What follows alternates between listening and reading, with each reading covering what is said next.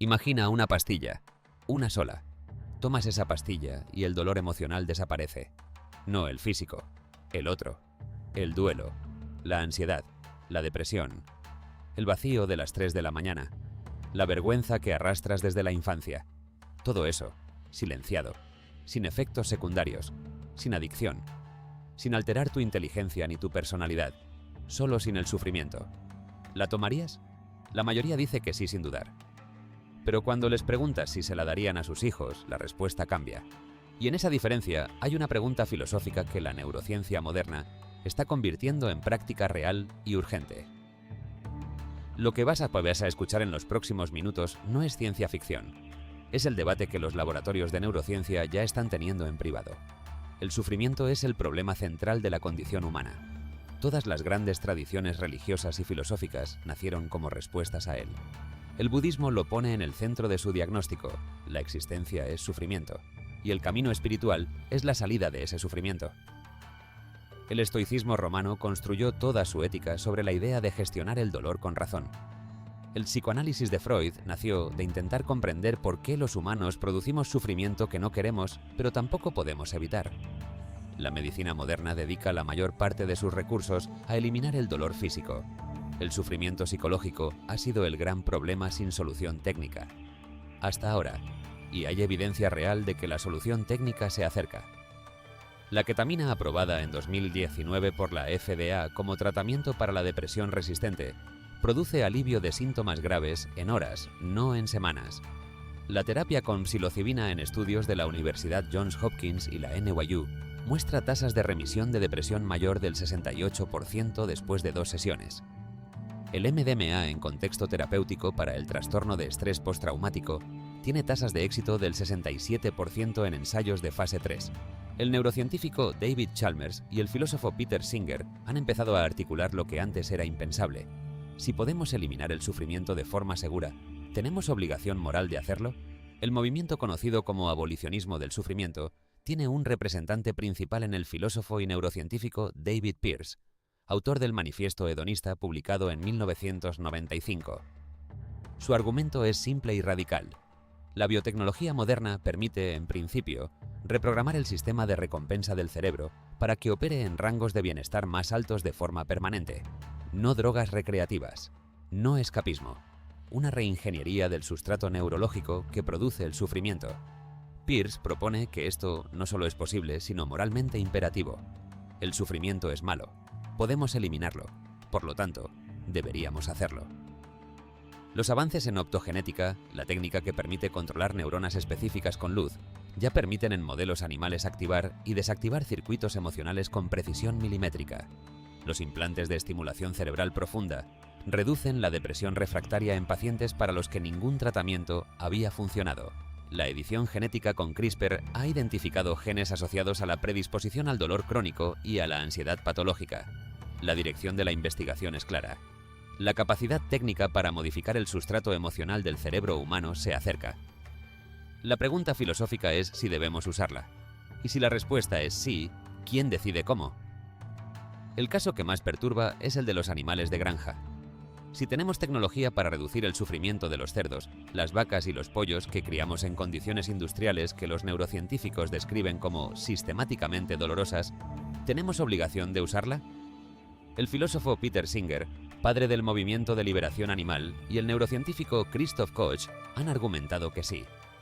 La capacidad de sufrir, no la inteligencia ni la pertenencia a nuestra especie, es el criterio moralmente relevante. Y esa lógica, llevada a sus consecuencias, redefine completamente el alcance de nuestras responsabilidades morales, no solo con nosotros mismos, con todo ser que pueda sentir dolor. El cerebro humano que aprendió a eliminar su propio sufrimiento tendría que preguntarse inmediatamente por qué no hace lo mismo con el de los demás. Si podemos rediseñar el cerebro humano para eliminar el sufrimiento, hay 3 consecuencias que nadie está discutiendo públicamente mientras la tecnología avanza. Primera, la definición de persona auténtica entraría en crisis total. Toda nuestra noción de identidad personal se construye sobre la experiencia del sufrimiento, tanto como sobre la del placer. La persona que eres ahora es en gran parte el resultado de cómo procesaste tus heridas, el duelo que te hizo más empático, la depresión que te hizo más profundo, la ansiedad que te obligó a cambiar. Si eliminas la capacidad de sufrir, ¿qué queda? ¿Una versión más feliz de ti o una versión completamente distinta que simplemente usa tu cuerpo? El neurocientífico Antonio Damasio demostró en El error de Descartes que las emociones, incluyendo las negativas, son indispensables para la toma de decisiones racionales. Los pacientes con daño en circuitos emocionales específicos toman decisiones sistemáticamente peores, aunque su inteligencia permanece intacta. El sufrimiento no es solo dolor, es información. Segunda, la eliminación del sufrimiento individual no resuelve las causas estructurales del sufrimiento colectivo. Si las personas con menos recursos tienen menos acceso a la tecnología de eliminación del sufrimiento, habremos creado una nueva dimensión de desigualdad. Los ricos sin dolor emocional y los pobres con todo el sufrimiento del mundo sin la capacidad tecnológica de gestionarlo. Y peor aún, si la eliminación del sufrimiento individual reduce la motivación para cambiar las condiciones que lo producen, podríamos llegar hacia un mundo donde la injusticia sistémica persiste indefinidamente porque nadie sufre lo suficiente para rebelarse contra ella. El sufrimiento ha sido históricamente el motor de todas las revoluciones. Un mundo sin sufrimiento podría ser un mundo sin cambio. Tercera, y esta es la más perturbadora para cualquier tradición ética conocida. Si podemos dar a nuestros hijos un cerebro diseñado para no sufrir y elegimos no hacerlo, ¿somos moralmente responsables de su sufrimiento? La lógica del utilitarismo lleva directamente aquí. Si tienes la tecnología para reducir el sufrimiento de un ser que va a existir y no la usas, estás eligiendo que ese ser sufra más de lo necesario. Es la misma lógica que nos llevó a vacunar contra enfermedades que ya no consideramos naturales ni aceptables. La frontera entre lo que es natural y lo que es modificable ha cambiado muchas veces en la historia de la medicina, y cada vez que cambia, reconfigura lo que consideramos abandono negligente. Pero aquí viene el giro que hace la pregunta más difícil. Tal vez el sufrimiento no es un defecto del diseño humano, tal vez es una característica. El filósofo Albert Camus argumentó que el absurdo, el sufrimiento de existir en un mundo sin sentido inherente, es la condición que hace posible la rebeldía creativa que define lo mejor de la humanidad. Dostoyevski escribió sus novelas más importantes desde la experiencia del sufrimiento extremo.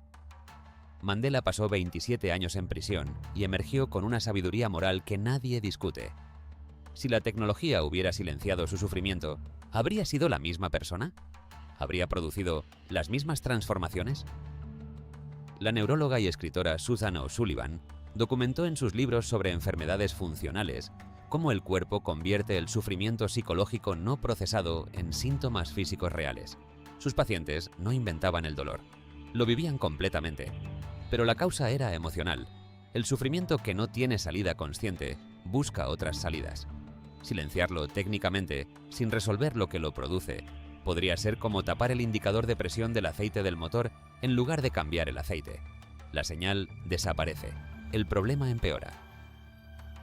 Entonces, ¿deberíamos rediseñar el cerebro para eliminar el sufrimiento? La pregunta no tiene respuesta sencilla. Sí, pero tiene una primera consecuencia filosófica ineludible. Antes de preguntar si podemos hacerlo, deberíamos preguntarnos qué perdemos si lo hacemos, y si estamos seguros de que lo que perdemos vale menos que lo que ganamos.